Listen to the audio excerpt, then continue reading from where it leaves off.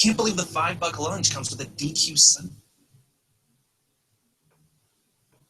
And we are live, Wendy. Yeah. What's going on, everybody? I would like to welcome you to the first episode of 60 Frames No Lag podcast. On the podcast where we talk about the topics where we need to talk about. I got an awesome guest. My first special guest here, my man, my brother from another mother. You know what I'm saying? He's on the other side of the coin, the Xbox side. Two Boricuas just in the world of gaming, trying to make a buck here. My boy, Windy City Gaming. Let me give you a round of applause. Thank you, brother. What's going on? Start to something good, man. Hell yeah. And talking games is what I do. And like you said, I'm on the other side of the coin, but at the same time, I got mad love for games regardless of what you play. So I feel you, man. I feel you. I'm same way. I'm on the other side of the coin, but I love gaming. You know what I'm saying? Because at the end of the day, it's really a screen, a box, and a controller, and then just enjoy what you gotta enjoy. You know what I'm saying? Yep, and they all take both our monies. That's it. You know, at the end of the day, fucking the execs of Sony and Microsoft, they're driving the new Bugattis while we trying to pay a phone bill and shit. You know what I'm saying? We're trying to figure out, should I pay this bill or should I buy this game? Yeah, you know what I'm saying? We Warren and them guys are drinking champagne off a villa in Spain. Don't let that shit fool you. They're all hanging out in the same parties and shit. Yep. You know what I'm saying? Anyway, so for everybody that's here, thank you for joining. Today's episode is gonna be like an introductory episode, and I wanted to have a special guest that's almost like on the same plane as myself, but on the other side of the spectrum. You know what I'm saying? So that way the audience could get a full range of the appeal, the taste, the opinions, all spread out. You know what I'm saying? So today we're gonna talk about my guest and we're gonna talk about how we started gaming. Then we're gonna go into why we are the fans of the platform we prefer now, and then we're gonna talk about, give our opinions on where we like to see our preferred platform to go, and we're gonna finish off with our favorite genres and games and stuff. And then if we have time, if there's any questions here that you would like to have, because like I said, right now you have two ends of the opposite spectrum. You have the Xbox side with Wendy, and then you have the PlayStation side with me. And you could probably hear, maybe two views of the same topic, things like that. So I think it'll be a pretty good show, So Wendy, you're my guest, you know what I'm saying? And I always like to hear my guests talk first. So what started, if you could go back, what put you on a path as a gamer? What got you into gaming? Well, my parents had the Atari 2600, and they had a boatload of games. I mean, my cousins were always over playing. So as a little kid, I mean, there's even pictures. It's hilarious. Me and my walker watching them play. And as I got older, I started playing it. But my true first real console was NES. Got it for my birthday, and instantly fell in love with it. And my father ended up buying a Sega Master System from somebody at work. Hell yeah. With like about no BS, man, about like 30, 40 games. And even though I love Nintendo, I love it. I've always been a Sega guy. With having both consoles, it was cool. And then going into I basically had every main system. I mean, I didn't have a 3DO. I wasn't about to pay $700 for a system in the fucking 90s, and with what is it, a CDI and that shit was more than the average rent. Yeah, that's what I'm saying. So like the main consoles of the Nintendos, the Segas, the PlayStations, and now the Xbox I had, and basically still with the Sega. And what happened was when Sega Saturn dropped, my cousin bought it, and to me it was garbage, man. Mm-hmm. I bought a PlayStation 1, and that was it. That became my newfound love. PlayStation 1, PlayStation 2. Dude, pulling at the strings with God of War 3 or God of War 4 and stuff like that. I mean, that's when I would want to say I was like a sophomore in high school. Yeah. When I finally, got that, and I fell in love with it. And right now with just ended up becoming Xbox for my reasons. We'll get into that, a little bit later. But yeah, man, I mean, every main console I had, played everything, liked everything. And nothing was better than couch co-op back in the day, having your friends over, having, 6-7 guy tournaments, basically just sitting there drinking or whatever the case may be, if you're of age. And that's about it, man. go way back, man. I'm an old man, Yeah. and I'm not an old man, but I'm an old man in terms of gaming. You know. That's it. You know, with the old school of the community, with the OG, Yeah. the OGs. Yo, so when I started, my first console, like I used to play like little handhelds and stuff, but my first legitimate console, the little tiger toys. yeah, the little tiger stuff. You know, I my had parents so used to many give of me those that too. stuff. You know, so I used to play. It was like black and white, one button. Yeah. I remember I was playing Donkey Kong on this little mini arcade looking thing. Yeah. And then obviously I used to play the quarter arcades and stuff. But my first console, believe it or not, that I played was the ColecoVision. It was my uncle. My uncle owned the ColecoVision. This was like '83, I would say, and Yeah. and it had like this little weird controller with a wheel on it. And the first game I played was Rocky. You know, so I was playing Rocky and he was Clubber Lang. It was only two characters, but man, when I saw the difference between that and the shit I had at home, I was like, holy cow. I'm like, this is amazing. This is like, you know, playing at the arcades. You were hooked. Yeah, and then they also had Donkey Kong. So when I played that, compared to the Donkey Kong I had, which was the mini arcade, I'm like, yo, this is like the best thing ever. So I was like, man, I want a console, I want a console, I want a console. My first console that I owned was the Sega Master System. So it's funny that you bought that. You know what I'm saying? Because a lot of the arcades back then was Sega. Sega used to do a lot more arcades than Nintendo. So I was used to playing Sega games. So when Sega came out and they were saying, hey, they're making a console, I wanted it. I wanted to play Hang On. And that was I love that thing. It had the little light gun game too. So I was playing the hell out of it. That to me, that was better than Duck Hunt. You know what I mean? It was called Safari. Mm-hmm. Yes, it was Safari. So I was playing that, and you remember what is it? Space Harrier. Yes. Oh, I love that game. Oh my god, I was playing that shit all the time. Oh my god, I was playing Space Harrier. I remember Wonder Boy. What else? There was this other game that was called Zillion. It was almost like Metroidvania. I played Zillion before I played Metroid. Yeah. So when people were saying, you know, the whole Metroidvania, you know, the whole Metroid back and forth with new rooms. Yep. I was doing that with Sega with Zillion. Now I can't remember which came out first, but I know I played Zillion first before I played Metroid. And I was doing all that shit where you have to, like, some rooms were locked out until you upgrade your abilities. So I was like, oh shit, this is a cool concept. So that was like the first time I ever played that type of concept game. And then when I played Metroid, I was already familiar with it. I was already familiar, so I was real good at it. And a lot of my friends were like, damn, you already know what to do? I'm like, well, this is kind of like Zillion. And they're like, what the fuck is that? And I'm like, oh, it's on a Sega. Sega sucks. And I'm like, what the fuck? And like, believe it or not, Zillion, even though it wasn't really well known, but like in my neighborhood, because I already knew how to play Metroid and they didn't, because I was used to Zillion, that's how I got into console wars. Because they were mad that I already knew what to do, and because I mentioned Sega, and the game already had something like this, they got mad. Oh, well, Sega sucks. No one plays that shit. I was like, what the fuck? Bro, like, I remember when I would tell people that I have a Sega Master System, they were like, what the fuck is that? Yo. You don't have NES? I'm like, I got that too, but I also got this. And yo, it was crazy. I think I was be surprised how many people didn't have a Master System. Yeah, there wasn't a lot. I was one of the few, which was kind of cool because a lot of friends would come over and they would play some of these games and stuff like that. And they were like, oh, shit, and stuff like that. But I got a Super Nintendo also right after because of Final Fantasy. When I saw that game, I was like, oh, when I saw that RPG, I was like, holy shit, I had to get it. And then Zelda, so there was some cool stuff. And then after that, it was pretty much both systems, Super NES, and then I went with the Genesis. The Genesis I absolutely loved. Oh my god, that's one of my favorites. Oh my god, Strider on that sucker. Dude, oh, I love that game. Fucking Kid Chameleon. Bro, they even then, like, you know, because that's the thing. Me and my cousin, we play a lot of sports games. So even back then, Sega had that sports shit down. Oh yeah, I mean, that's where you played Madden for the first time. Yeah, bro. Sega had Madden done right. It wasn't with the NFL license, but the gameplay, and it wasn't like, you know, Tecmo Bowl was like the popular at the time. But once Madden was introduced and it did that vertical 3D style football, oh man. Bro, I mean, Joe Montana Sports Talk Football. They had MLB Sports Talk Baseball. Yeah. Bro, Evander Holyfield Boxing, still to this day, bro, I could play that shit like it's new.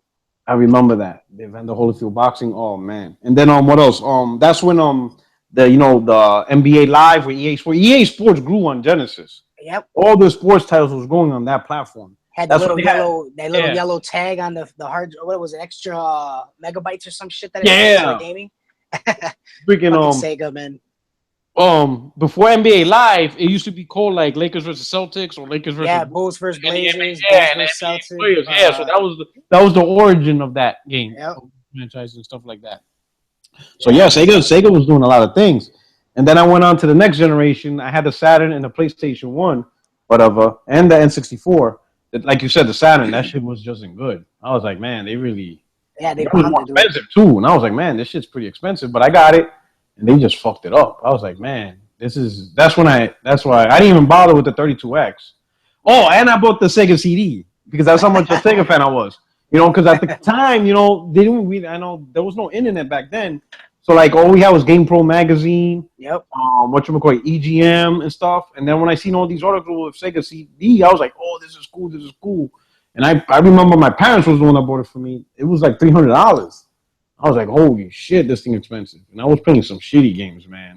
That's what was amazing too, is you had to wait a whole month to get a magazine. So you were clueless on news. You didn't have no idea what was going on. You had no idea what was being made, what was being talked about. Then you got this magazine and you were like, holy shit, really? It's just a trip. The difference, now it's fucking Phil Spencer blows a fart today. You're going to hear about it in a fucking 10 minutes. You know what I mean? Can't get away with shit now. Yeah, for real. Yeah, you do now. It's out there. Yeah, gamers are more informed now than ever. Back then, you had like a magazine that was month to month. Maybe maybe if you could balance it with 3 or 4 magazines, you'll be able to be good and stuff like that. Yeah, for the most part, you were like E3. Oh my God, they used to be like the 100-page issue of E3 coverage, and that shit was like, I used to couldn't wait. I would go to the store every day looking for that magazine. Or the January issue of Game of the Year stuff. Yeah, and stuff like that. It was huge. Those magazines was huge and stuff like that. And and I'm gonna say this for another podcast.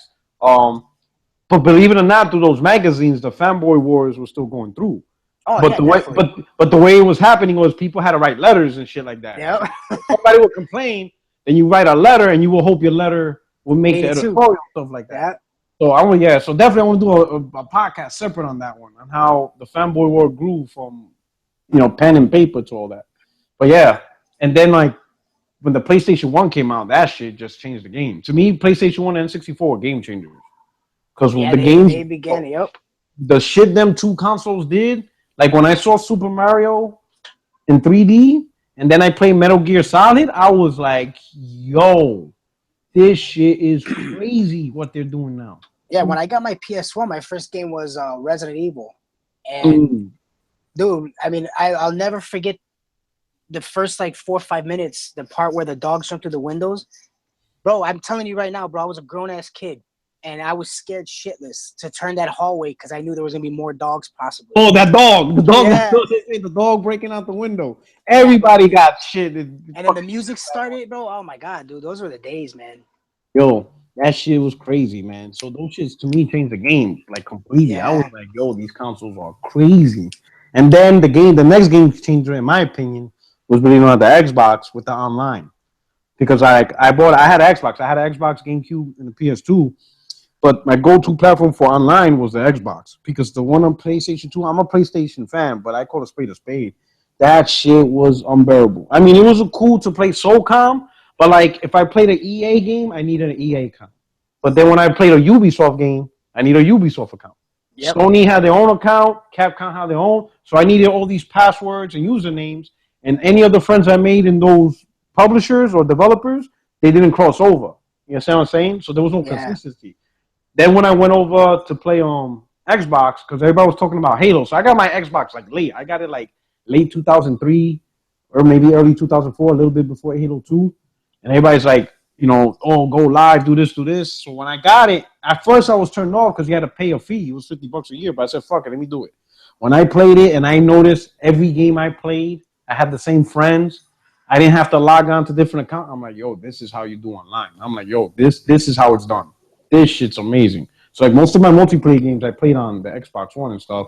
And the PlayStation 2 was exclusives and shit like that and all that stuff. Yeah, definitely. But anything that was online, I played on the Xbox One because it just did it right and stuff like that. You know what I'm saying? Yeah, see, to my Xbox people out there, I never even owned the OG Xbox. I was that PlayStation fan, dude. Yeah. I wouldn't give it the light of day, man. But you know what, though? Believe it or not, you're not the only one because the Xbox didn't sell that much. And I'm not saying sales like, all right, here's the thing with sales. Sales doesn't mean that a console is good, but what it does mean, how many people have it. You know what I'm saying? So if a console only sold 22 million, I'm not saying that it's bad or good. It's just that not many people have it. So in the era where PlayStation sold 120 million and Xbox sold 20 million, majority of the people only knew PlayStation. That's all they knew. Some people may have heard of an Xbox but never saw it because there was nobody else that owns it. You know what I'm saying? So you're right. A lot of people never knew about Xbox. They really didn't know much about it. You know, they may have seen it in the store, but they ignored it. Yeah, that's why the thing with the whole sales thing, to me, how you know who and what the dedicated fan base are is you basically take like your top 2 or 3, 4 main games, and if they roughly sell the same amount each time, you know those are your dedicated fans. You know those are the guys that are going to buy the next game, the next game, and the next game. Because, I mean, you could take both games. I mean, you have an install base of however many million, you know, and then you have a great game that's only sold 2 or 3 mil. Yeah. You know what I mean? So if you look at the balance, it's off. It's way off. You know, you got, you know, with Halo and Uncharted, you know what I mean? Both have a large install base, but yet they both only sold so much. Does that mean that the game didn't sell well? No, it does not mean that. And have fun explaining that shit to people because by the way, that leads to another fucking argument. Yeah. And at the end of the day, it's also a balance of what the expectations of the company is versus the performance. You understand what I'm saying? Yeah, definitely. So I got family members that have PlayStations and a couple that have Xboxes, and they don't turn them motherfuckers on, but they own the console though. So, but yet they're not buying software. So what's the point? Exactly. So you know what I'm saying? So that's just how it is. Whatchamacallit? It's all expectations on the company, and a lot of games, like especially if it's a long time franchise, it gets to the point that the franchise is successful based on the fan base. Yeah, exactly. Like, you know what I'm saying? That's just how it is. Halo has a dedicated fan base that will have a consistent, you know, sell. Same thing with Forza. Same thing with Gran Turismo. A lot of people saying it's gonna flop. It's not. It may flop. It's not gonna flop. Yeah, it's not gonna flop. But in terms of sales, that shit has a fan base. There are weirdos that will pay fucking $400 for a wheel for that shit. Well, you know what I'm saying? I'm like, yo, what was it? Drive Club? Yeah. Didn't they have like a 2 million fucking user in base? Yeah, but I think that's when the price dropped and stuff like that. So I would say this because PlayStation has a big European influence. A lot of Europeans love racers. That's like their shit. That's like a huge sport for them and stuff like that. So they love all that racing. If the game is good or not, if you're a racer fan, you're gonna buy both Forza and Gran Turismo. You know what I mean? It's just that's the only good part about being a racing fan is it's not like you have, you know, like there's only one Madden now. There's only one baseball game now. There's only one hockey game now. There's 2 basketball games, but obviously we all know live is garbage. Live is so there's limited. So racers, I think racing fans who like that genre, they have more options. They have a lot more. I think games. they're having a good time for their genre. Yeah, they have variety. They got, you know, Dirt. They got freaking Need for Speed. They're all different, you know, styles. So I mean, if I was a racer fan, I'm not a racer fan. Yeah, I don't like racing. Like me, I'm a baseball fan. You understand? But because since there's only one baseball, I don't buy MLB The Show every year because then I'll get tired of it. You understand what I'm saying? I buy it like every 2-3 years because by then they do some major. You know, by then you see the difference. But if I can't buy that game every year, same thing like Madden. I don't buy Madden every year because I'll get tired of it. I'll do it like once every 2-3 years because by then it changed. There's enough changes, you know, for me to feel the game fresh and shit like that. But because there's only one Madden, because there's really only one relevant baseball or hockey, it's really a bad thing for, you know, I think for gamers and stuff like that. You know what I'm saying? Because you can't really, you can't get different. Well, because with those types of sport games, you have your one dominant. Like 2K baseball sucked for how many years? Ugh. You know, 2K's been garbage. World Series 99, the one on Dreamcast, even though you couldn't field, all you can do is hit. I think you only could pitch. You couldn't field the ball, but the game, the mechanics felt real. But World Series 98 on the Saturn was my shit. That was, I loved it. And everything after that, Sega Sports became the whole 2K, and it was just garbage. Pennant Race became, what was it? What the show is now, and the show is top notch, man. There's no replacing it, you know. It's just crazy. So it's just crazy how certain things just got funneled into the way it is. It's kind of scary because what happens if those games, let's say like if the show next year turns into shit, Yeah, there's nothing else. yeah, you're done. You're stuck You're just with gonna have to nothing. deal with it. You deal. Yep. This is what you're gonna play with. You know what I'm saying? Same thing with like 2K16, like the new 2K. What if 2K17 turns to shit or Madden turns to shit, like really bad? Well, Like that's fuck. why they just keep the same, basically the Formula. same Yeah, they thing. don't change. Change the menu screen, and hey, 2017's here. Or they take something and then they add it back 3 years later and they make it Yeah, new. Like, there was a oh, glitch two and years we're bringing ago. back the hit stick. I'm like, wait a minute, the hit Yeah, stick was the around hit in stick sucked 2005. then. Like what the fuck? See, I'm a big NHL fan, Yeah. and what EA has done with their NHL series, they basically from '97, because I think it was EA Montreal back then, and it was Yeah. basically all about one timers, just pass and shoot, pass and shoot. But then in '90, or it was either '07 or '08, when it went to Vancouver, EA Vancouver, they changed up the game. And if you play every game from back then, you could see the difference and what they're trying to do. So that development team, I really do appreciate, because yeah, it is, the core is the same, but you could see them trying to make it as real as possible to real life, you know. And Yeah. so every year I always say I'm not buying this shit. I'm not fucking gonna waste my money on it. And my cousin and I talk for fucking hours about it, and I end up fucking getting it because he gets it, and then we're sitting there bitching about the game afterwards. Yeah, I feel you. Same thing on like some games like that. What you call like Call of Duty. I'm like that with Call of Duty. I swear I'll be like, I'm not gonna get this shit. I'm not gonna get it. Then as soon as I turn on my PlayStation, all my friends are just sending me message. Why don't you have Call of Duty? You want to play with us? I'm like, fuck. You know, a game like Call of Duty though, like, well, I love COD. Anyone that knows me in the community, I'm a huge fanboy for COD. I'll argue with the best of them just because of I love it. And the thing is though, is how you just said what you said. I say the same thing with Treyarch games. I do not like Treyarch's Call of Duties, Black Ops 3, Black Ops 2, Black Ops. Those fucking games are shit compared to the other ones. Mhm. That's just my opinion. The thing is though, I buy them every year. Why? Because my friends have them. Yes, and I think that's one thing people don't realize. A lot of people are saying, "How come people keep buying Call of Duty?" It's because everybody's playing that, and everybody online wants to play with each other. And that's the thing. You could hate Call of Duty. Yes. And if you're playing Call of Duty with your friends, now you like it just a little bit. You may not play it by yourself, but when you're with your friends, you enjoy it more. And that goes for any game, you know? It's more like, you go into a shitty bar, the bar is shitty, but when your all boys your friends come are in, together, you're fucked up. it's the fucking bar of the week and shit. Yeah, so that's really what Call of Duty really is. It's just probably the most common place where people go to just play games with each other and shit like that. That's really what it comes down to it. And that's one thing. If you're ever bored at night and you can't find shit to do, someone's playing COD. Yeah. Oh yeah, throwing Call of Duty, and you could bullshit and whatever. Yep. Yeah. That's just crazy stuff like that. And then pretty much, I think we're close to where we're at. To the next question: how did we get to prefer the platform that we prefer now? So we'll start with you. So now that we got a bit of history, and I think we both.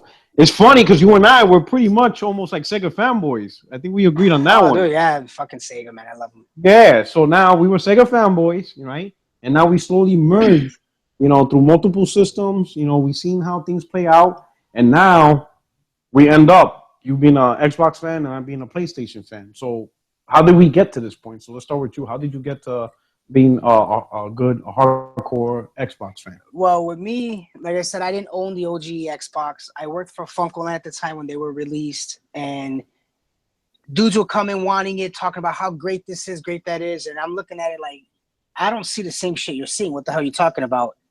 So, and not only that, during that time, in classes at the community college, and I was partying. So during that time, I didn't game like I was. I still game, but nothing compared to what I was. I mean, putting hours in. And I also forgot to mention with how I started off gaming. I grew up in a very rough neighborhood in Chicago, and my mom used gaming as a way to keep me off the streets, and that's why even today I'm still big into gaming, and why even with my kids, where we grew up at, I got out of there, and I just kind of use that as something just to, because it's crazy out there, man. You don't want your kids out there as much. Yeah, I want them to go out and have fun and enjoy their lives, but it's crazy. But anyway, back to the Plets. When I was partying it up and stuff like that, and I got into gaming again, I wanted to buy the PS3 because I was a PlayStation fanboy, and I didn't want to pay the $600 that it was releasing at. Yeah. And what ended up happening is my girl at the time, which is my wife now, she just said, you know, why don't you just get the 360 just until the PlayStation's released? I'm like, fuck that, you know, fucking Xbox, you know? And I ended up saying, fuck it, we'll just get it, you know? So we ended up getting it, and no bullshit, man. I bought Condemned, I bought Call of Duty 2, and I bought Dead Rising. And that was it. I was hooked, especially with COD. And that like I said, since I didn't have the OG Xbox, I didn't know this is what online gaming is, you know? Yeah. And I just fell in love with it from that point on. And even though I ended up buying a PS3, it just wasn't the same to me, you know, especially because I already had a friends list of people. The majority of my family had the Xbox, and I was just in awe, man. I mean, like, and since then I never looked back. And then because of the Xbox 360, I seen what the difference is in the both consoles in terms of little things. And I'm very big on little things. And with the things that Xbox does, the innovation that they do, I really appreciate that. And it benefits me. You know what I'm saying? Like, there's features that I don't use, but I'm like, damn, you know, they fucking did that shit, though. You know what I mean? Yeah. So that's basically why I'm an Xbox dude right now. You know, and that's not even including the certain games that I do like, but it's more the whole Xbox Live experience and the whole how they go about doing their internet and stuff like that. I mean, 360 was the fucking shit. I mean, that to me is my PS1, PS2, and 360. Those are my top three. In terms of, even though I was a huge Sega fan, man, it takes a lot to not mention Sega Genesis in that top three. But those three consoles right there, those. It's hard for me to knock any of those three out. Yeah. So yeah, definitely on 360 put out a lot of innovation. Like, a lot of it crossed over to the PlayStation, like the trophies. That's pretty much achievements. You understand what I'm saying? Yeah. Which is a good thing and stuff like that. You know, standard hard drive and stuff like that. You saw how PlayStation adopted that for the North American audience and stuff. You saw, like I said, the PlayStation 2 had a terrible online network, and you saw how PlayStation tried to do the unified network. That's pretty much ideas from the Xbox, from Xbox Live and stuff. So yeah, 360. Fucking tremendous console. Like I said, I'm a PlayStation dude, and PlayStation 3 is my favorite console, but I recognize 360 was the console of the last gen. I mean, there's no arguing about that. The unified system, the ecosystem, selling the most games, probably the best console for the industry in terms of what publishers could do, the arcade games and stuff like that. You know what I'm saying? That shit was a fucking hit on the 360, our fucking arcade store. Because there was a lot of cool games you could get. Like, when I played Braid, I was like, oh, this shit is dope. Braid was fucking dope and stuff like that. Yeah, you know what I'm saying? It was amazing. You know, and it was cheap. I know some people. I have some friends that bought a 360 just to play the arcade games. You know what I'm saying? Because they couldn't afford the 60. And this was when games were like $60 now, so they raised the price. So they were mostly playing these $10, $8 games. Yeah, and loving it and shit. My cousin was buying Golden Axe and shit like that. I'm like, damn, they got Golden Axe. You know what I mean? Like I said, since I got back into the gaming, I was kind of clueless on what it actually offered at full potential. And once I got to know everything and talked to my cousin, he explained it so much. I was like, damn, man. Yeah, you know, and then like, a lot of people keep talking about Dan Matrick when it comes to 360. I always said the man that propelled that platform to the heights of where it was at, to the highest points of Xbox, was Peter Moore. You know, the president of EA Sports. Yep. That dude was ruthless. He got Grand Theft Auto Day One, Grand Theft Auto 4 Day One. He finagled the deal to get a DLC exclusive for 1 year. He was able to get BioShock exclusive for 1 year. Yep. He was able to get Mass Effect exclusive for like 2 years. Yo, that dude was a beast. Well, Peter Moore was a monster. Yeah, but from what I understand, though, you know, with Mass Effect, I know for sure. I think the reason it was exclusive wasn't so much because of Peter Moore. It was because of the whole cell processing with the PS3 that they just could not put it on that system. And if I'm not mistaken, don't quote me, but I think the same happened with BioShock as well. Well, I'm not sure. Well, BioShock came out a year later. Yeah, it came out a year later. So, but I know Mass BioShock Effect delay for that. sure, though. But I know Mass Effect for sure, though. I think wasn't put out on. I'm not sure. I know Mass Effect was published. The first one was published by Microsoft, so I don't know. Yeah, I know. Yeah, you're right because it said only on Xbox. It was published by Microsoft, and then BioShock. I think it was a deal because I remember when the game came out, BioShock came out on PC and Xbox 360, somebody on the PC platform found like a file and it had 3 folder files that said 360, PC, and PS3. Yeah. So then, of course, the PS3 fanboys harassing the developer, saying, "Hey, when you gonna release it on PS3? When you gonna release it on PS3? Whatever, whatever." And I remember the developer in the forum. This shit is funny, man. He said, "Listen, we told you for the last time this is not coming out in PS3. So stop asking us before we don't make any game on PS3." Yeah, Yo, I remember that. I was like, "Oh my god!" This dude said, "Yo, was it Ken Levine? Yo, I think it was Kevin Levine. Yeah, he said, "Yo, either leave us alone. We're not gonna make anything ever for the PS3. So cut it out." Yeah, I was like, "Whoa, this guy is crazy." And then like a year later came out, but he knew how to keep a game look like exclusive and shit like that. Yeah, that's the whole point. It's all it is, man. That's all it was. They have to keep the appearance, unlike fucking Square Enix, where they spilled the milk like 5 months early before Tuesday. Yo, them guys panicked, kid. I don't know why. Yeah, dude. But something made them panic because they spilled the beans. I was like, "Oh shit!" I never seen no shit like that. Never. That's funny, man. never seen no. I'm like, "Yo, what is Square Enix doing?" Something happened in Japan that made them freak the fuck out, and they just be like, "Fuck it, we're just gonna tell the world what's going on with this game." I was like, "Yo, these schools are crazy." Because back then, when the game was time exclusive, it was time exclusive. You did not know until after that period. Yeah, you didn't know exactly. You didn't know shit. Yeah, you didn't know anything. BioShock, fucking Elder Scrolls, we didn't know if it was coming on PS3 and shit like that. Mass Effect, that shit was like, I knew it was going to PS3 once EA bought out BioWare. Once I saw EA get BioWare, I'm like, "Yep, it's coming." Now that EA, right there, that play. was one of Microsoft's biggest. Everyone talks about the studio they should have kept. That's the studio they should have bought, and they didn't. And to me, that's when stuff started. If you notice during that time, that's when stuff started to shift. Yes.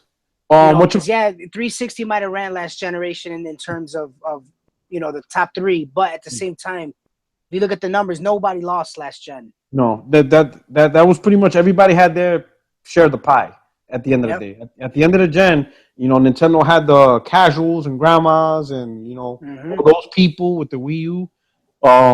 Microsoft had the Xbox had the competitive gamer, the hardcore gamers, the guys whatever, and then the PlayStation had the single player focused guys. Yeah, but PlayStation, everybody had something. 2 or 3 years of that gen though, man. They came out strong, and that's when Xbox is pushing Kinect and that was all Magic, man. Yeah, that's when Magic was like, "What are you fucking doing, bro?" Like, yo, that was Magic. I remember the dude Itagaki, the developer. He was the main lead developer for Ninja Gaiden before he left Tecmo. So they invited him to the press conference, right? And a news reporter was writing about him. So Itagaki went into the whole Project Natal unveiling. Yeah. And you know how they had that weird fucking conference? Everybody was dressed in white and all this weird shit. So they said he sat down, he looked to the left and right, and saw all these weird people, and he just got up and left. He broke. He's like, "What the fuck?" He said, "What the fuck is this weird shit?" Yo, Magic was weird. That man, Don Magic, that motherfucker was on bath salts. I don't know what the fuck he was thinking. That was a weird dude and stuff like that. But yeah, 360, yeah. That I think that Project Natal, they put a little focus. If they didn't go for that shit and they would have just kept pushing new studios, that shit would have fucking just. Yeah, they should have just been like, "Here, we got this, and oh yeah, you know what, we got this connecting too." Yeah, and that's Yeah, and some people realize, 360. Let's be honest, 360 was whooping the shit out of PS3 in almost every category. In almost every category. Yep. From big AAA exclusives. I'm talking about back then, AAA exclusives were like the high 90 rated Metacritics. Yeah. So 360 was getting these high rated games. They had the sales. They had the online. They had the Call of Duty deal. You know what I'm saying? They fucking had the exclusive DLC content. I mean, almost they had the arcade games. It was like almost every category that you can think of, fucking they had it in almost every way and shit like that. And all they had to do was just continue that fucking trend. But that connection just shifted everything. It was just I'm just surprised how that one fucking product they went all in, and for what? They already had. Don't get me wrong, the Kinect sold. Mm-hmm. Yes, it's sold. So it's not about it. It's just the gamers that are me and you. Yeah, we suffer from it because I really had no use for that. I bought it for my son. He played some games, but I mean, my son was still a gamer. He wasn't. He didn't want to just jump around in the room and stuff like that. Yeah, and they didn't really release a lot of content for like gamers for like me and you. Well, they lied a lot too. They said we were supposed to be able to do this and that and this and that, and nowhere near that. You weren't able to do a lot of, I mean, like even with the newest, the Connect and the One, you know, you were supposed to take screenshots of like scary moments in games or like jump scares and then show you that never happened. I thought that was fucking awesome. You know what I mean? Yeah. So with me, so how I became a PlayStation fan, it was really mainly with the PlayStation 1, I was like, oh, this is dope. But it was really one game. It was Metal Gear. When I played Metal Gear Solid, that became my favorite franchise. I used to play Metal Gear, the original one on the Nintendo and Super NES, and I was like, yo, this game is dope. But when I played the new 3D one, Metal Gear Solid, that game became my shit. That became like my favorite game, which that's definitely top 5 for me. Yes. And then so I played that, and obviously you played Resident Evil, and I was playing a lot of games, and there was a lot of fighters on that platform. I was like, man, this is dope. I played Driver. I was like, man, this console's dope. Then when I went on to the PlayStation 2, Grand Theft Auto, that shit came out. Grand Theft Auto 3 came out like within the first year, like the following year after launch. Oh, man. And then Metal Gear Solid 2 came out like a month later. I was like, yo, Grand Theft Auto. That was the thing. You know, you went from top over the head, top down with Grand Theft Auto to 3. Yes, to that 3. You were like, shit. And then you went from old school, ugly Nintendo Metal Gear to what the fuck is it called? Metal Gear Solid. I call it Metal Gear 1, but technically that's like fucking what, part 4 or 5? Yeah, that's like that one's actually part 3. Yeah, part 3. Metal Gear Solid was part 3. If you follow the whole story, yeah. So that's it, so that got me fucking crazy. So now this is where the transition to PS3 happened. Because I was noticing, 360 came out first, and it has some good games like Condemned. I'm like, man, this is pretty good, right? I got my PS3 actually late. I didn't get my PS3 till like maybe say almost midsummer 2007. And the only reason why I chose PS3 over 360 was because of one fucking game, and that was Metal Gear Solid 4 Guns of the Patriots. So I was on the verge when they announced E3 2006 that Grand Theft Auto was coming day one with exclusive DLC. I was like, fuck that. I'm gonna get me a fucking Xbox 360. The reason why I didn't buy it that year because I'm in the Marines, as you know. I got deployed to Iraq, so I'm like, I have no point, I have no purpose in buying a console now if I'm not gonna play it. Yeah. So when I get back, I'll go get it. So in a way, I was already on the road to being one of those PS2 to 360 gamers, converting. You know what I'm saying? It's like you, but you're not the only one. There was millions of gamers that did that. You know what I'm saying? That's why 360 did so well. Lots of gamers have left the PS2 because the PS3 was either too expensive or they didn't have killer apps or the online was still shitty or, nobody wants to pay $600 for a Blu-ray player. They don't really care about Blu-ray. All the negatives. So people went for 360 because of the better pricing, better games, all that stuff, right? So I was one of those games. And then also all the exclusives that PS3 had or PlayStation had went multi-plat. The Devil May Cry, Final Fantasy.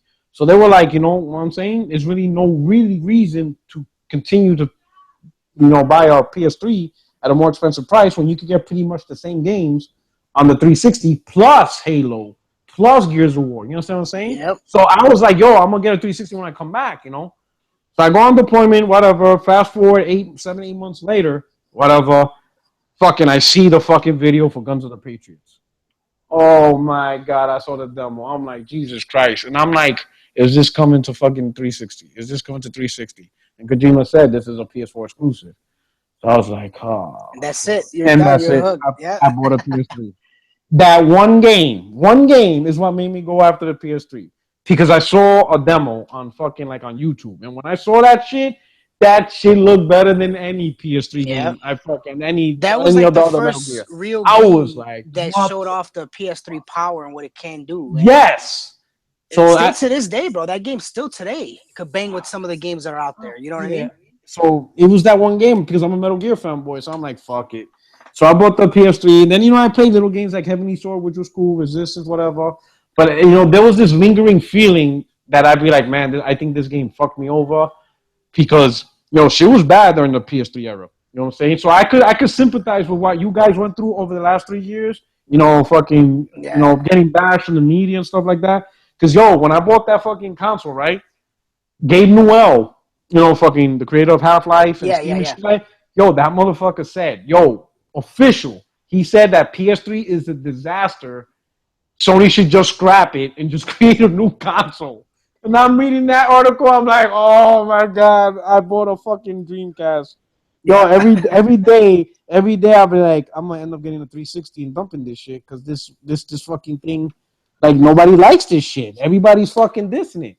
And then in 2009, fucking Bobby Kotick, I think his name is, the CEO of Activision. Mm-hmm. Yo, that dude officially said that he said if Sony doesn't find a way to improve the sales of PS3, they're just Activision's gonna stop supporting the platform. And instantly, I thought of when EA stopped supporting Dreamcast, and I'm thinking, man, it's fucking Dreamcast all over again. I'm See, like, that's man, the thing. Both what companies, the fuck? they're the true flip floppers if you think about it. Because Sony came out cocky as shit. Yeah. With after success of PS2, and then Microsoft came out cocky as shit after the success of 360. And if you look at both, I mean, yeah, there's no talks of we're not going to support you because Xbox is selling well.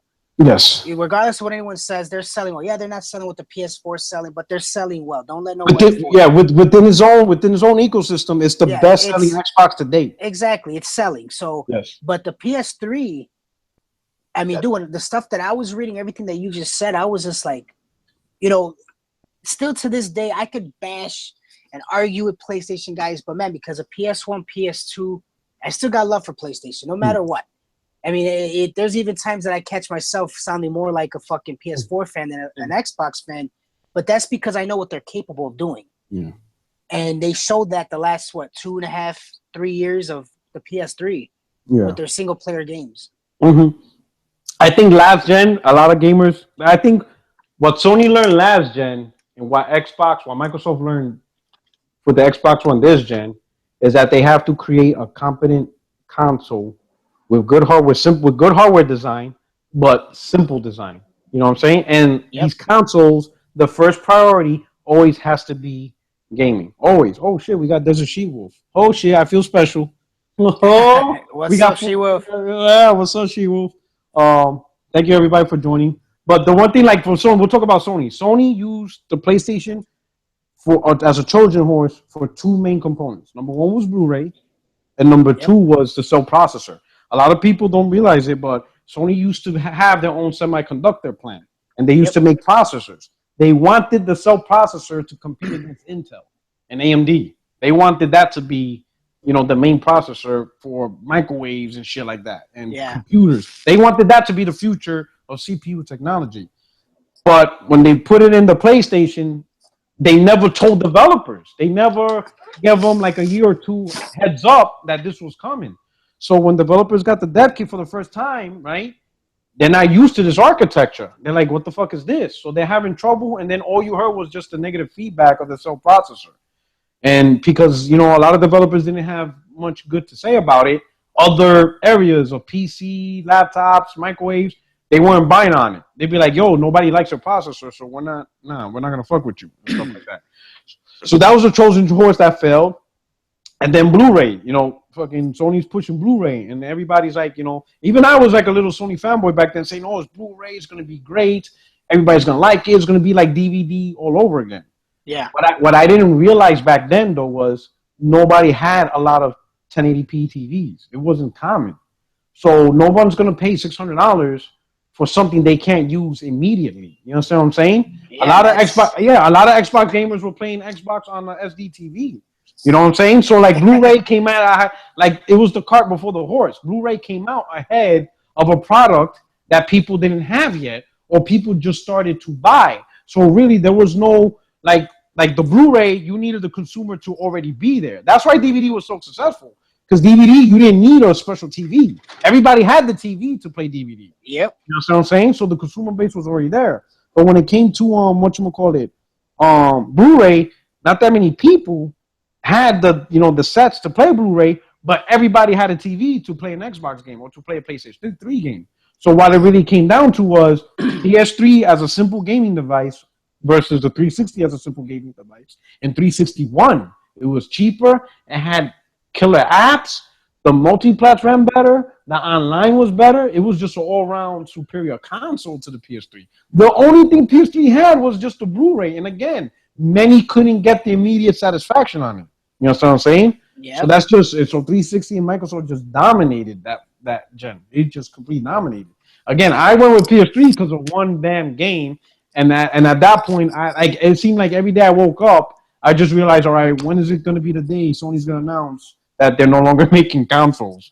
You Yeah, know but what I'm saying? but if you look back though, in all honesty, even after the bad start, Yeah. you were happy, right, with it, In right? the end, yes, because in the end, and this is I say one trend I had with the PlayStation, they always found a game or two that I was like, holy shit, I'm so glad. Like Demon Souls, which is Yep. like the predecessor to Dark Souls. Yep. So it was a Sony exclusive. Yo, that game was off the hook. And then Uncharted 2, I was like, yo, this shit is good. So Yeah, yeah, I there's was just there was these single player moments. games, man. That There was these moments that I was happy and shit like that. That I was like, yo, this is a great experience, yo. dude, But I ain't gonna lie. when God of War 3 hit, that's when I got my son the PS3, and I was on that shit. I beat it before he did. That's how much I was on it. You know what I mean? And Yo, I I just Yo, loved that's it. Zaire's favorite game. He always tells me that. Yeah. And that was his first God of War game. I'm like, are you crazy? What?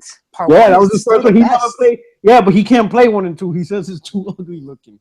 He says they got. He said they got to remaster that shit for the Neo if they want him to play it. I'm like, That's funny as hell. yeah, but he loves God of War. That's his shit, bro. Fucking Zaire's funny. He's my dude, bro. He's an Xbox, but yo, he's my dude, bro. Shout out to next gen 720. Bang, bang.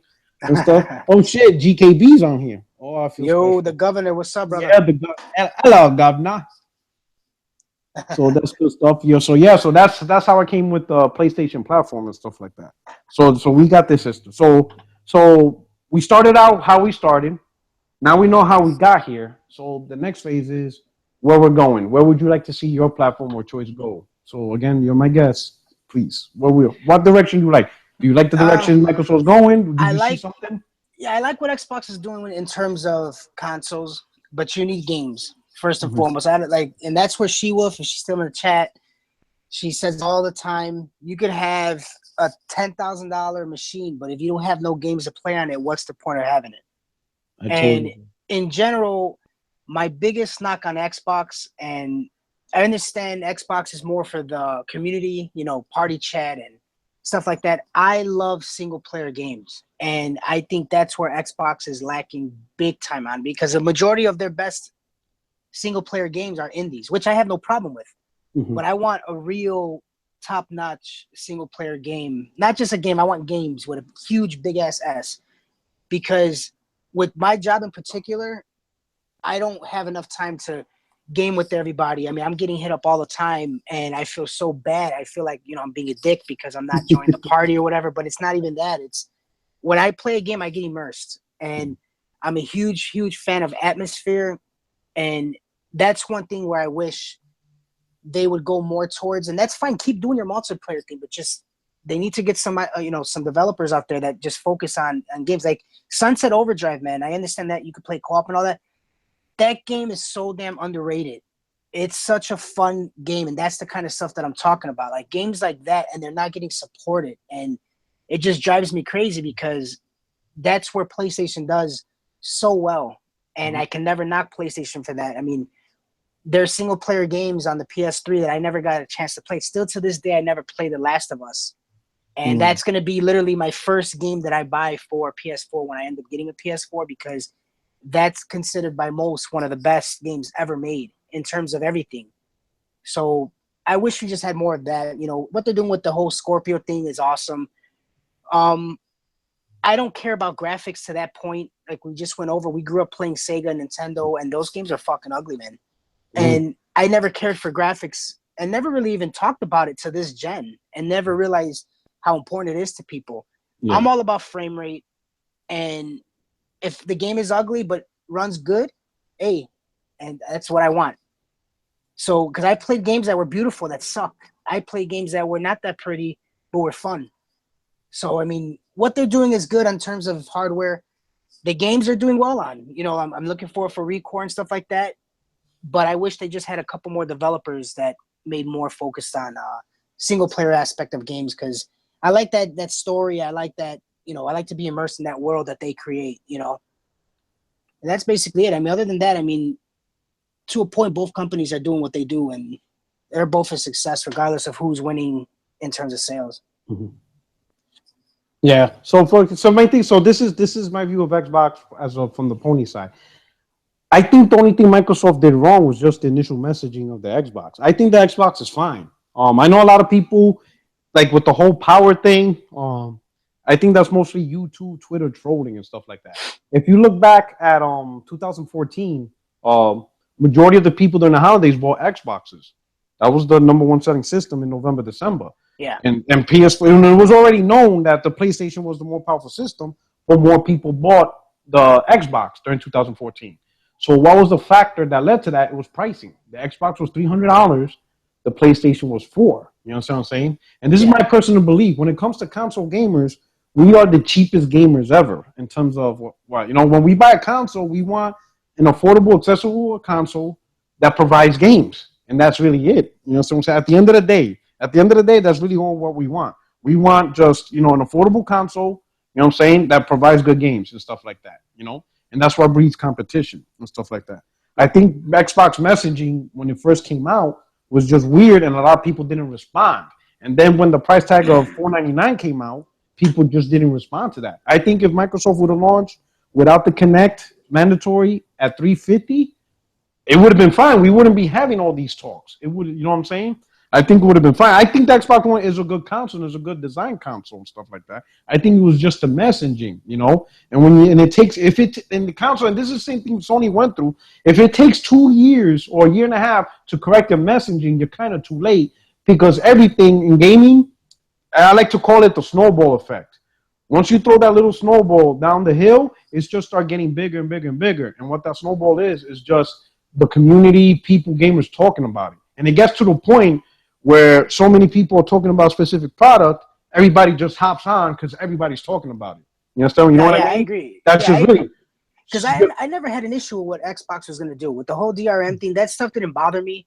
And I understand where they're coming from because in all reality, I still think that's going to happen on both sides. It's going to happen because these developers, they're not making as much as they can make because you have GameStop, for example, that will give you $30 for your game, but sell it for $54. And the developers don't see none of that. Yeah. And I still think eventually it's going to get to a point where there's not going to be any more discs. It's going to be all digital. Every single penny goes to the developers. And what happens is when you have that leads them to be happier. That leads them to wanting to make more. And that leads them to basically everything there's a lot of DRM on both sides still today. Yes. You can't play a lot of games unless you have the internet. Division, Destiny.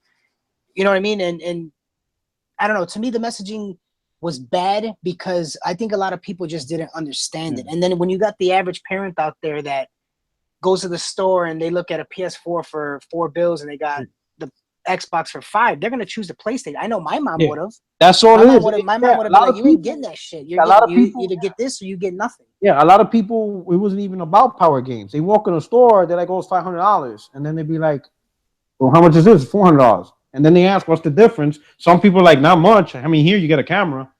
I'm like, fuck it, exactly, And some of them were like, "I already had the camera and I didn't really use it much, so fuck it. Let me get $400." And that's really it. It was really that simple. I just get the cheaper one. Here you go. Enjoy. Yep. And that's it. Here's Call of Duty. There you go, motherfucker. Enjoy. And that's really how it's simple and stuff like that. And that's where I'm hoping Phil Spencer and his team with the Scorpio, yes, they may have to take a hit. Yes. They cannot release this at a $600 price point because it's not going to sell. I know. I'm telling you, I that's the biggest thing. I mean, $499 is the most they can go. But if I understand it's got a lot of power, but I'll say this with all consoles, and the same thing. If the PlayStation, if Sony releases Neo at $599, that's just DOA. That shit ain't fucking going. Oh yeah, that's just going nowhere. Because I don't care how powerful your console is. It's kind of like when you ask a person, "Hey, what's your favorite car that you like to drive?" Some of them will be like, "Oh, I like my Nissan, or I like my Toyota, or I like my Ford Mustang." Nobody really says Ferraris and Lotuses, even though those are the best high-end cars. Nobody says it because it's not accessible. You can't get it. So you could be the most powerful console in the world, But if you can't go in the store and easily buy it, people can't relate to it. Yep. And people are not going to walk in the store. And we're talking about the average Joe. You know what I'm saying? Sure, you got your hardcore, you know, like me. I bought a PS3 at $600, but that didn't change the fact that the console wasn't selling. Nobody was buying it. And every day I'm stressing on whether or not I bought a Dreamcast or not. If the average, remember, consoles is all about the average Joe gamer. It's it's a very accessible console that's easy to play games. They don't have to worry about the stuff you have to worry about on PC. It's affordable. You know? Exactly. I mean, like, look at the cell phones. Yeah. Everyone's got iPhones and Galaxies and Notes and stuff like that. But you take away the contract, if you just have to go buy that phone full price, will buy that. Everyone's going to be sitting there with boost phones and shit. You know, $100 free phone. People say, oh, but iPhones are $800. I never paid $800 for an iPhone. Never. Not once. The most expensive I paid for an iPhone was $200. And that was because my wife wanted the 6S Plus, that big-ass tablet-looking thing. Yeah. Most of the time, I only pay $100 and wait 2 years until my contract goes out. Then when my contract goes out, Sprint calls me back. Hey, we'll give you an iPhone for $100. Just re-up your contract. I'm like, exactly. Cool. You know what I'm saying? We don't have that on consoles, you know? So a $599 PlayStation or Xbox, man, they're going to be hurting. It's going to be hurting big time. It's powerful, but only the few would be enjoying it. While the average Joe gamer, we're left out. They're left out. They'll be like, we don't know about it. So we'll just go for the Xbox One S or we'll go for the PlayStation 4 Slim. You know what I'm saying? Yeah, and that's just... they're waiting for the price of the Neo because if the Neo comes out at $500, then Scorpio drops at $500, the Neo's dead. Oh yeah, instantly. Easy. All that power. Even if they do a price drop of $50, they're dead. Yeah. It comes down to the pricing, and they already saw they're gonna have to take their hit. It's all about software sales anyway. You're gonna take a hit and just eat it because it'll be worth it in the end if you have the right price point. Mm-hmm. That's I think that's half the battle in itself right there. If Sony has the same price as the Scorpio, same price the Scorpio is gonna get crushed. Oh yeah, you're not gonna pay the same price for a weaker console. That's just not gonna happen. That's retarded, to be honest. That's just downright retarded. Because I'm not paying $600 for a Scorpio. I don't give a shit if it comes with 100 games or whatever the case may be. I'm not paying that shit. Yeah, he makes fun of me. He starts saying, tomorrow's not promised today. I told him I don't give a fuck. I will never drop $600 on a console again. It was a horrible feeling then. You understand what I'm saying? Mm-hmm. Because you buy $600, and then when you look at future concept of games and people are just bashing it, I was like, man, it was just a really shitty period. So I'm like, I will never do this again. If a console comes out $600, I'll just wait. It's gonna drop in price. Yeah. And it's not like the games are gonna disappear. If anything, the games are gonna be cheaper. It's gonna be hard for me to explain to the wife, hey, babe, I want the Scorpio for $500. Yeah. She's gonna look at me like, what's wrong with the Xbox you have at home? 4K? And then she's gonna look at me. She's gonna be like, "So, does the game still play on the other one?" I'm gonna have to, yeah. So that's gonna be hard within itself, right there. My wife ain't gonna try to hear that. She's like, if I told her, oh yeah, the new PlayStation coming out $600, she'd be like, nah, motherfucker, we went through that shit before. We ain't going through that shit again. You know what I'm saying? I was like, but I'm not doing it. But I have no problem waiting because the games are still gonna be there and stuff like that. Hell, they might come out with the fucking Slim, and now you're like, shit. But whatever. But yeah. So for me, all right. So now on the PlayStation side, where I like to go, I will say the one thing that's making me nervous is the PlayStation VR. And I'm gonna say this: I'm a like I said, I'm a PlayStation dude, but I'm gonna call a spade a spade. I have yet to see an add-on peripheral be successful. Never. I can name you all of them. Even the Kinect, which sold 16 million, you see what it did in the end. All right, 32X, Sega CD. Fucking, hey, add-on peripherals, I could go all the way back to Nintendo Rob, the robot. Technically, the guns for NES and the Master System, where they at? The bazooka that Super NES had. The Power Glove. Yo, it's ridiculous. The amount of Sega 3D glasses. What was that little robot's name? Oh, Rob. Yeah. Yeah, where's he at? The robot's gone. Hell, even the PlayStation VR, the Nintendo VR, the what was it, Game Boy VR? Yeah, Game Boy VR, the Virtual Boy. Yeah, Virtual Boy. Virtual Boy. Whatchamacallit? Even the gun games. Everybody knows Duck Hunt. Every gamer knows Duck Hunt. Every gamer played it. But where's the guns at? They're no longer pack-ins. They haven't been pack-ins in decades. But at So least Nintendo did it right though, because they didn't thing? charge you an extra 50 or No, 100 bucks that into is the gun. that is true. They just But threw it in there. it just goes to show that the PlayStation Move controllers, even the Wii controllers, which was a standard device, didn't stand the test of time. Everybody moved on from that. It just shows at the end of the day, gaming is always be based on standard controls and not gimmicks and stuff like that. So I'm kind of nervous with the PSVR simply because there's never been a add-on peripheral that stood the test of time. You know what I'm saying? And Sony did invest a lot. The one thing that put me at ease was this E3, but even that E3 was a very, very fucking therapeutic E3 for me, simply because I saw new IPs. You know what I'm saying? I saw what they're trying to do. They're pushing Spider-Man. They're trying to push. I mean, yeah, it might come out 2018, 2019, but at least I know Sony's still writing checks for these games. You know what I'm saying? I was actually nervous that the PS4 would ultimately end up being PSVR and indies and maybe the occasional exclusive that Sony already had, which is God of War, Infamous, and fucking Uncharted, and it's just rehash it over and over and over and not experiment with something new, you know, bring out new ideas and stuff. So I was kind of nervous that the VR would be the next pretty much PlayStation's own Connect and stuff like that. You know what I'm saying?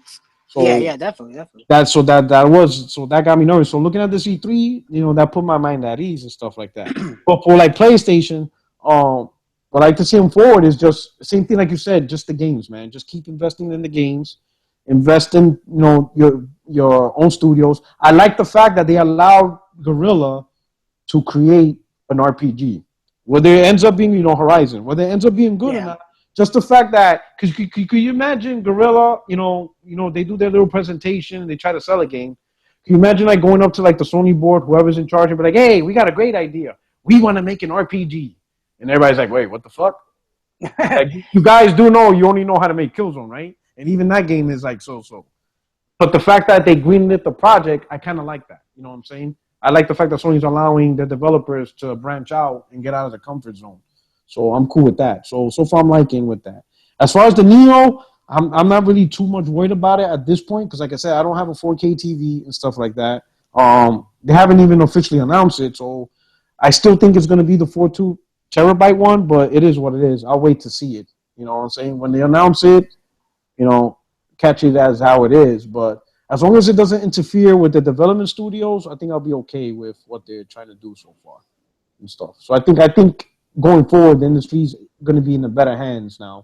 What Microsoft is doing with Scorpio and what Sony's doing, I think is going to be in good hands. I like the idea of games going forwards and backwards. You know what I'm saying?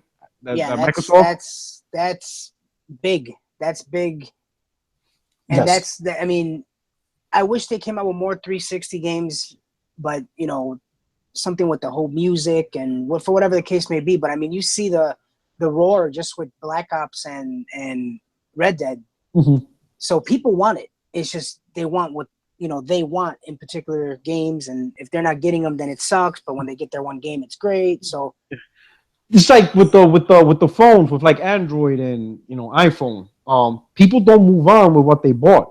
Everything that they bought on the iPhone 3, they got it. Like everything I bought, my first iPhone was the iPhone 3GS. It's still there. Everything I have on that is on my iPhone now, and everything that my wife bought is on her iPhone 6. When I'm about to get the iPhone 7, because that's going to be my next upgrade, everything I got still goes over. So I think we live in a generation where people don't want to lose what they bought. You know what I'm saying? So that's why I'm glad Windows is everything. Microsoft is doing that. Yes. The whole UWP and everything. It just makes sense to me, whether people want to admit it or not. It just makes sense, and they're trying to keep the developers happy, so they're doing what they're doing, and as long as they don't get in their own way, they should be fine. On the PlayStation side as well, the VR thing scares me. I mean, I understand I don't own a PlayStation, so why should I care? But I'm a gamer, and to be honest with you, I don't want. You need that push. Microsoft pushes Xbox, or Microsoft pushes Sony. Sony pushes Xbox or Microsoft. So if you don't have that push, then you end up getting slack. And what ends up happening with slack is kind of like what happened with like the PS3 in the beginning, because no one put a dent in PS2. Yeah. So they just came out like, We came out with dumb shit. PS3 and fuck it, they're they'll throw a buy it. sub-processor, you know, we'll make it a They're gonna buy grill. it because we're Sony and that's all there is to it. Yeah, PS3 won't be the focus. You know, we can't be touched, so we could do what we want. And then, you know what I'm saying? Reality slapped them back in place. This is why I try to tell like the PS3, the PlayStation community. Believe it or not, our gaming hobby as console gamers is a very fragile hobby because we only have 3 manufacturers. We only have Nintendo, Sony, and Microsoft, and that's it. Those are the only console manufacturers. You look at other products, hell, like kids tablets. They have dozens of manufacturers that produces kids tablets. There are more manufacturers of kids. I'm not talking about tablets in general. I'm just talking specifically kids tablets. Well, look at the Navi. The Navi alone is more powerful than half the shit that we're using, and it's low key because adults ain't playing it. It's just crazy, you know. So let's say, like, God forbid, Sony got out of the industry. You only got Microsoft and Nintendo. Microsoft has no, you know, Microsoft will do what the fuck they want. Because at that point, they'd be like, either you take what we sell or you could go to Nintendo. That's it. There's no really big competition, and vice versa. Sony got better because of the shit Microsoft did during the 360 era. Again, with the trophies, with the online, the arcade. They innovated. They did so much. Sony had no choice but to step the game up and make the PS4 straight up a gaming console. You understand what I'm saying? They had no choice. Console. You got they had no choice. They had to go back to its roots. They had to be like, all right, no more Trojan horses, all this bullshit. It has to be simply focused. And like, so with Xbox One and Microsoft, well, really Don Matrick. I'll say Don Matrick got cocky. Oh, he did. He did. He got cocky as fuck. That motherfucker wants to control cable and all this shit. Phil Spencer. What's funny is when I seen that video of him saying that we got a system for you, it's called a 360. When I seen that, that's cocky. My eyes popped out of my head, and I was like, Microsoft is fucked. Yo, that dude. I didn't expect it to be what it was, but basically everything that I was thinking kind of happened. Yo, that motherfucker. Yo, if you don't like always online console, we got a system for that. It's called the 360. Yeah, that motherfucker. Yeah. And Sony did the same shit. People are like, hey, this thing's 600. Well, I'll work more hours. What? You motherfucker. Yeah, like, how do you say something? Yo, how do you like, oh, how about I just pay 400 for a 360 instead? That's pretty much what the gamers did. Work more hours? Nah, we'll just buy a 360. It's $200 cheaper. Enjoy. And that's just how it is. The gamers will always win one way or another and stuff like that. But I would never like want to see Microsoft out of country. If anything, I would like to see Samsung or another company get in the market and stuff like that and just create some innovation on their own and shit like that. You understand what I'm saying? Because that's how our console industry will grow. But right now, we just have a rock, paper, scissors. You know what I'm saying? So it's a delicate balance and shit. I always wanted Apple to get into it, but they're making so much money off their app store that there's no point in them even getting into it. But I always wanted them because I think if they did that, that shit would be scary. It would be a huge dent in both Microsoft and that shit would be scary. Sony. The eye console. It's something. Yeah, come on, so weird. It would be crazy, man. I mean, me and my wife talk about that a lot. Like, if they did that, holy shit! Developers are going to be on board. I don't think it would be cheap. That shit would be like $900. They don't know how to make cheap shit. They don't do that. That's the problem. Yeah, like the eye console. And that should be like $900. I don't think. Yeah, console gaming is not really straight up like that. Yeah, so stay away. Stay over there. Yeah, I don't know. that would be crazy stuff. All right, so the final topic. What's your favorite game genre? And we'll finish off. And I think if anybody also, while we're talking about this, if anybody has any questions that you'd like to ask of us, the iStation. Somebody said the iStation. But anyway, if anybody has questions, start typing it out because we're almost on the last question, and then we'll just see. We'll do like a little quick Q&A and stuff. Anyway, so what's your favorite genre game that you just like enjoy?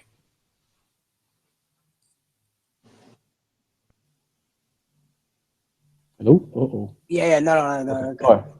Okay. No, you're going with the favorite game genre? Yeah, whatever you want to talk about. With me, it depends. It's more of a game because I like all genres. I'm not big into JRPGs, but the only JRPG game I've ever beaten was Final Fantasy VII, but I did play like Suikoden and all that stuff. But I'm more like the action RPG style of Elder Scrolls, Fallout, stuff like that. The Witcher. Yeah, Witcher, stuff like that. You know, it's really hard because there's so many different games that I've given chance to as I'm older. Whereas when I was younger, I stuck to a certain formula. But I mean, I really like basically anything that immerses me. You know, that's why I like action adventures or adventure, you know, thrillers, stuff like that, like a Resident Evil or a God of War. You know, for multiplayer, everyone that knows it's Call of Duty. Except the hate. I know you guys hate it. But you I know, love what's it. funny? And Call of Duty's like the Spice Girls in the 90s. Everybody said, nobody listened to that shit, but yet they sold 10 million albums. Somebody had to buy this shit. You know what I'm saying? Yeah, exactly. Somebody's buying it. You know, they're like all the But I Call mean, of Duty but haters, you but know, yet. I think the problem with COD is that it comes out every year, Yeah. so people are sick of it. Because if let's just say if Call of Duty came out every year, but it was a different name, Yeah. people would still get sick of it, but it's different, you know. But I just like, and I think what it is I like the fact that I could play 2 or 3 games in like half an hour compared to other games. You know what I mean? Like Battlefield, dude. Yeah. I love Battlefield, but you are not playing a game. It's gonna take it guaranteed. If you get it from the beginning, you're playing that motherfucker for at least half an hour, that one match. Yeah. You know what I mean? So, but I love, you know, I love shooters. I would say first person shooters is probably my favorite. Third person shooters in general, I love Metal Gear, you know, 1 through 4. I didn't like 5 too much because when they changed up so much. I mean, that's another podcast for another day. Same thing with Resident Evil. I loved Resident Evil 1, 2, 3, and I love 4. 5, I don't know what the fuck they were doing. And God of War, man, that's still my shit, dude. I mean, I love God of War. Like, it's not even so much about the actual gameplay; it's the story. I love that era. Yeah, I mean, like God of War 1. Fun. Yeah, it's awesome. You know, it's better. It's better than. I love mythology. Yeah, and exactly, and it's better than like learning that stuff in a class because it's like you're playing it, like you are the dude. You know what I mean? Yeah. And you know, like the Gears story, I'm not a big fan of Gears multiplayer, but the story's great. You know, Halo. Sorry, Xbox. Not a huge Halo fan, but I mean, there's so many games, man. I mean, a lot of them are basically old school games that became, you know, like BioShock is my favorite series of all time. That's my number one. I can't wait for the collection. I love BioShock, the story, I mean, that's a perfect example of what I mean when you're immersed into the world that they offer. Then the gameplay on it is excellent, you know? Mm-hmm. Yeah, I mean, there's so many damn games, dude. But I mean, I gotta go with third person, first person shooters. BioShock, Call of Duty is my number 1 and 2 in terms of multiplayer and single player games, and then God of War for the third person aspect of it. Awesome. So I already said Metal Gear Solid is my favorite game. Fucking, I already mentioned that. I just love everything about it, you know. And like recently, I made a video. Not really I made a video. I forgot what it was, but I gave a little quick talk about MGS5. So when I first played MGS5 and they went into this open world, I'm thinking, oh, it's going to be great. But when I started playing it, I'm like, man, this is boring as fuck. Like, I'm doing the same shit over. So by the point where I got the dog, I was like, I don't want to play this shit no more. But I said, you know what? It's Metal Gear. Let me just finish the story. Let me just write it out and then whatever. And that was like the best decision I made because, man, that story just opened up. You know, the researching is where the key to the game, where you research for equipment and the capabilities and stuff. And I played the game as if like I was Big Boss. So I'm calling in airstrikes, helo support. Yo, that shit was off the hook. I enjoy that. So yeah, for anyone that never played the Metal Gear, it's got one of the best stories. I mean, you can go on YouTube and type in breakdown of the story, and they can do like in a 15 to a half an hour video. You'd be amazed. And they go back to the NES days by story. I mean, the story is fucking crazy. Like, wow. Everything is tied in. Like, Kojima tied that whole series in, like, phenomenally. Like, this might be a little, well, I'm not going to say so much a spoiler, but, like, so at the end, everybody knows Metal Gear, you always fight the Metal Gear, whatever, right? So so once you beat the Metal Gear, you go back to your base, whatever. The scientist, Heinrich, he creates your Metal Gear, which everybody knows, because Big Boss gets his own Metal Gear. But if you play Metal Gear Solid 2, right? The original on Super Nintendo. I mean, on Nintendo, right? Or Super Nintendo. I forgot which one it was, right? I think it was Nintendo. I think it was Nintendo. So Metal Gear Solid 2, you fought that Metal Gear. So at the end of MGS5, the Metal Gear that gets created and you see the ending in the game, that's the Metal Gear Solid Snake fights in Metal Gear Solid, in Metal Gear 2. You Yeah. understand what I'm saying? So it's kind of like, when you watch Episode 3 of Star Wars, you see the rise of Darth Vader. You already know how he turns out. You already know he dies. But the fact how he creates it, how he gets created, it completes the circle. That's the feeling I got when I saw the ending of Metal Gear Solid 5. I saw the rise of Big Boss and his empire, and I'm like, holy shit, this is the shit Metal Gear Solid has to fight. And this is how it all started and came together. So it was kind of like a crazy, surreal feeling just seeing that shit. Yeah, I know Kojima receives a lot of crap for his games because he does add a lot of things that don't even really need to be there. Yeah. But when it comes to story, I mean, honestly, man, do yourself a favor, go.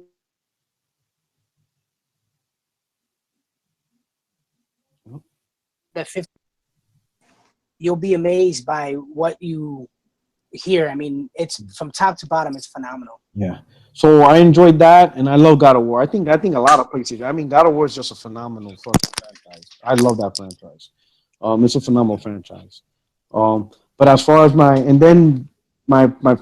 favorite genre, I would have to say I used to say like action was my favorite genre, but looking back over the couple of years, all the games I put in the most hours in were RPGs. RPGs are by far I have put in the most hours out of any game or any other franchise, any other genre that's out there. Like when I play a RPG, I do almost every side quest. I buy all the DLC. I'm just in it, and I'm talking from the Elder Scrolls, which I love, Fallout, the JRPGs, Dark Souls, Demon Souls, Bloodborne.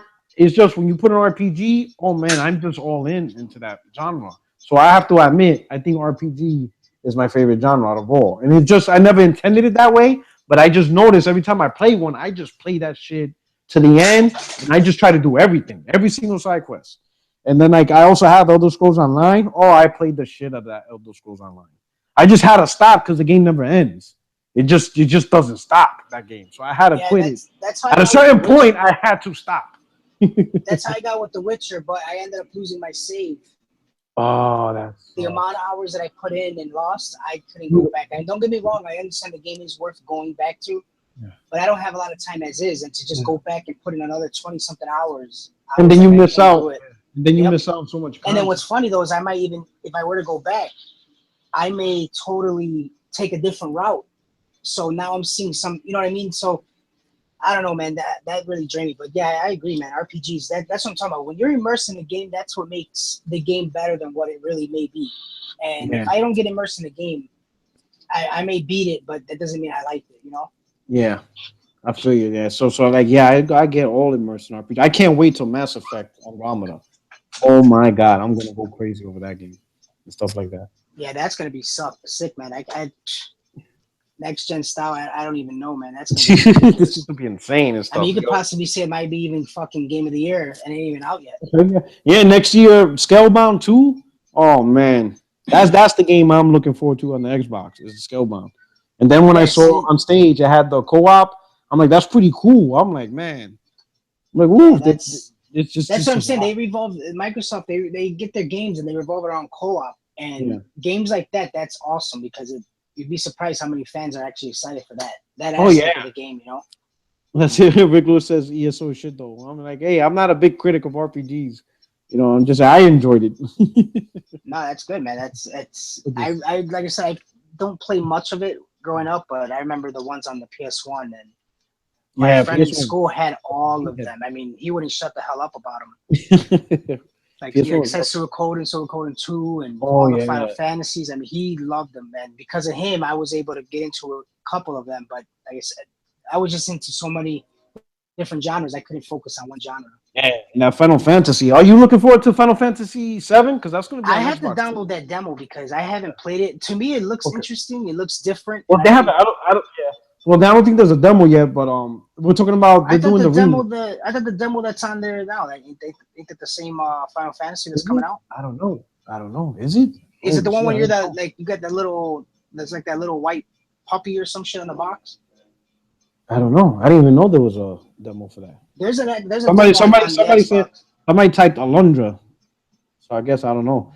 But like for Final Fantasy 7, what they're doing is At first, there was like a little confusion to the remake of Final Fantasy. A lot of people thought it was going to be episodic, and Square Enix cleared it up. What they're doing is it's going to be 3 parts, kind of like Oh, you're talking about the remake. yeah, the remake Final Fantasy Oh 7. no, yeah. See, Yeah.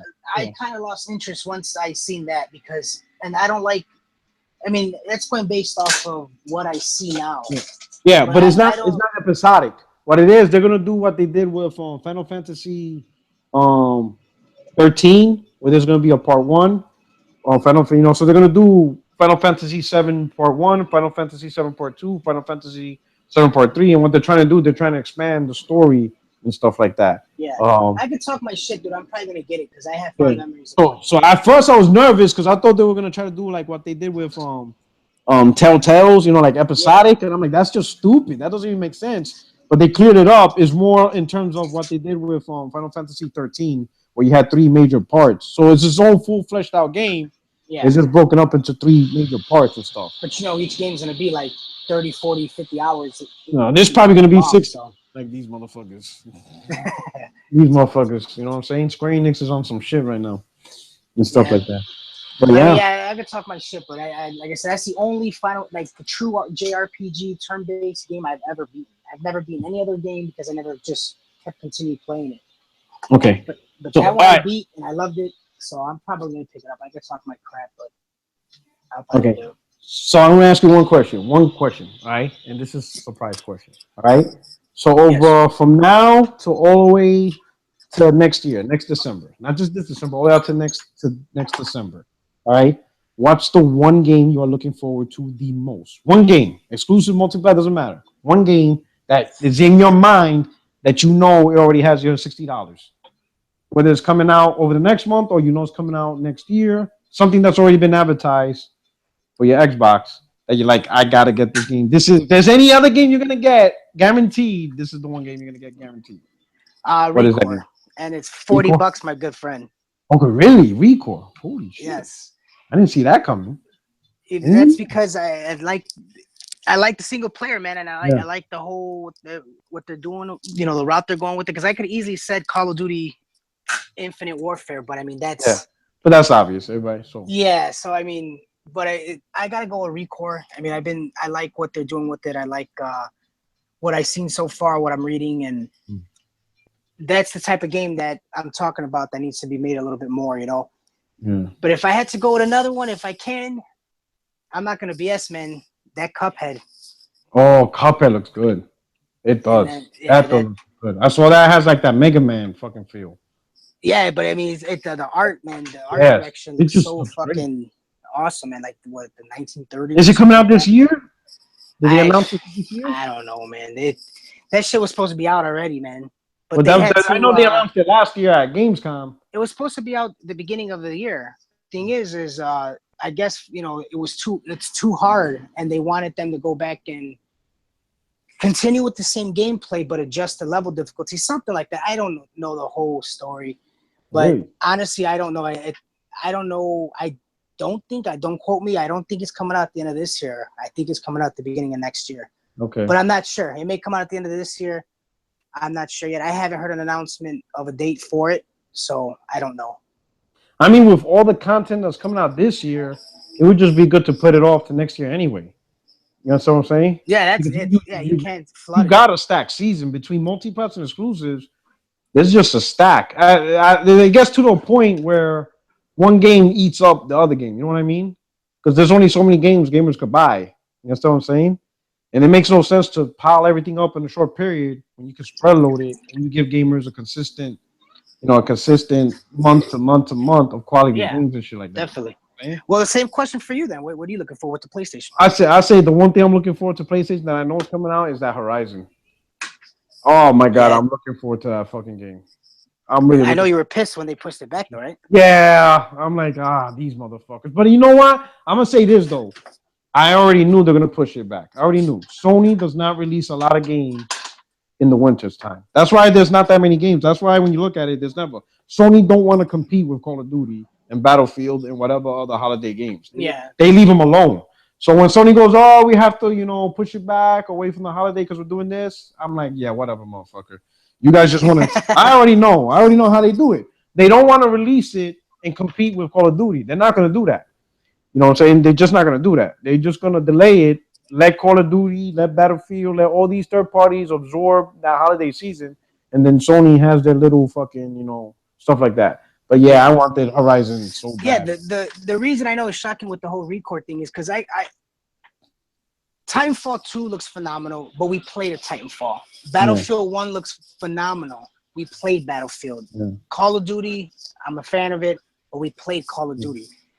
So it's something that that they're making that it's different. And it's a new experience. Exactly, because I can, that's why I always tell people, when they, the fanboys that argue, like Call of Duty versus Battlefield or whatever. It's a hard argument because you can't compare the two games. For one, it's like, one's fast-paced, reaction shooter and stuff like that. But at its core, every game, there could be a part 20. At its core, it's the same game. Yeah. Halo 6, 7, 8, 9, 10 does not fucking matter. At its core, it's still fucking Halo. Yeah. Gears, COD does not matter. So ReCore is new. Yes. I can't say that I've played this before. And if I have played it before, it's going to be bits and pieces of other games into one, which makes it even more better. Yeah. Yeah, I agree. Yeah, so I could see that. Yeah, definitely. The whole Battlefield, Call of Duty, I'm like, you guys do this shit all the time. Listen. Yeah, you're right. Call of Duty fans like Call of Duty, Battlefield fans like Battlefield. It's over. I mean, we're not going to continue that same argument every time those two games. It's retarded. It's not like I enjoy COD more, but I can't say it's better because it's two totally different shooters. You know what I mean? They're doing two different demographics of multiplayer. I can go 20-5 in 15 minutes, where it'll take me 45 minutes to go 20-5. An hour in Battlefield. You know what I'm saying? Yeah, because Battlefield's that long, in-depth multiplayer coordination, while Call of Duty is just jumping and playing. Yeah, like if you go 10-5 in Battlefield, that's a good fucking game. Yeah. You go 10-5 in COD, you're a fucking bum. Yeah, because and shit like that. Yeah, that's true and stuff like that. But yeah, ReCore is a new experience, and $40 I think is a good price. Fucking right, it is. Yeah, but when is it coming out? I don't know the exact date. I think it is September though. Okay, so it's before the October rush, which is a good idea. October, good, yeah. Once October I think it's coming out the same month as Forza Horizon 3. That's not bad. So I mean, they're not going to clash with one another, Yeah, that's not bad. Yeah, because October's stacked already. Yeah, Jesus Christ. Fuck. I mean, Titanfall and Battlefield's the same month, right? They're both in October. Or is Battlefield like November? No, I think it's Battlefield. Literally the last week. Then it's COD, and then the week after, I think it's Titanfall. So they're sandwiching COD, and I still think COD's gonna smack them both around. Oh yeah, everybody thinks Battlefield's. I'm like, no, people love COD. You know what I'm saying? That's just how it is. It is what it is. And it's not even so much about COD. It's the fucking COD 4 remaster. Yeah. Oh yes. I mean, that right there, I still think it's still gonna be the highest selling COD to me ever because of COD 4, not because of IW, which sucks. I still think that game looks pretty fun. Yeah. But what are you gonna do? I can't speak for everyone. Yeah, that's how it is. It's gonna be interesting to see this holiday season, but there's a lot of games, man. It's crazy. I have a backlog from hell, and I'm just, right now it's not even so much money. What goes against me is time. Time is my enemy right now. I need to take a vacation just to game. Yes. Not go anywhere, not take care of the kids, just game for that week. No, fucking for real. I'm telling you. Finish up some shit I haven't even touched. And I'm not gonna lie, this YouTube shit takes a little time too. I'm like, man, I'm just losing out on everything. I'm like, because once you start getting invested in that's I'm like, holy cow! But it's I mean, look at it on Twitter. You get into a debate at 7 o'clock. Next thing you know, it's 10:30. Like, what the I over here talking shit. Right now, I developed a sense of I'm not getting involved in this conversation. I'd be like, yep, I'm gonna just stop right here. 2 hours later, Twitter could just absorb you into this gaming. That's why I say, like in my videos, I always say to the most passionate community, because goddamn, we as gamers, holy shit, we will sensitive bunch. We will talk for hours on topics. I'm like, I'm like, this is crazy and stuff. I'm like, let me just put the phone away and go to sleep and shit like that. I even put the phone upside down because like I turn off notification, like the sound. You'll see the light come on. But you see the light come on like every so often, and I'm like, it's Twitter. I know it's Twitter. Yeah. Someone's saying something. I'm like, let me just flip the phone upside down. Yeah, I don't have notifications on at all. Besides the little number on your Yeah. icon, on nothing I have, because if I did, my face will be in my phone the whole time, and I don't want to be that guy. Yo, it's crazy. But yeah. So that's crazy. Anyway, man. Hey, man. So I guess this is it. Yo, it's an hour and a half. Yeah. Pretty great first episode and stuff like that. It was fun. It was fun. Yeah, it was fun, man. Thank you for stopping by. I got your channel YouTube on the link and stuff. I like to thank everybody that came by. Wendy, you like anything to say? Any departing shots? No, just thank you, man. I appreciate it. We've been talking about this for a while, and like I said, I respect you because you are not like, you're not just that fan that is gonna basically call me an idiot because I have an opinion. And since day one, and I talked with you, we've even debated, but it wasn't even a debate. It was like we're friends and just having a conversation, a friendly conversation. And since then, you've been my dude, and I support you and your channel, everything. Follow this man. He knows his shit. He knows more about Xbox than half the Xbox people. So, but yeah, you can follow me on Twitter at Windy City Gaming. I have a channel as well. I'm sorry I've been slacking because I just got back from Florida and my sleep pattern's all messed up still. And yeah, I'm going to try to get some stuff going once I change shifts, because this shift I really don't have no time to game really. So, but thank you again, PR man. I appreciate it so much. I really do. Thank you, man. Thank you for stopping by. Thank you for bringing the Xbox perspective. Again, same thing as you, man. You have a great personality. You have great knowledge on Xbox. And again, you're like I think with us too, and I'm trying to get more like-minded individuals. The main thing is I just want to, like you and I, we want to show the community you can have an Xbox community and the PlayStation community, and everybody can have their preference. But at the end of the day, there's no reason to bash the other guy's preference. Just enjoy gaming the way you want to enjoy it, and just make the industry grow and stuff like that. So yeah, it just brings the community together in a different type of way. Definitely. All right. So everybody, thanks for stopping by. I'm getting a lot of compliments because the name of the podcast. That's right. 60 frames, no lag, meaning no bullshit. We're gonna talk about good topics and stuff like that. Every Sunday at 6, so that way BGST doesn't fucking swallow me whole and shit like that. You know what I'm saying? Because that podcast is fucking huge and stuff like that. But anyway, thanks for rocking out. Thank you for stopping by. And Wendy, again, thank you so much. Appreciate it. All right, we out. And that's all. Peace. Bye. Take care. Deuces.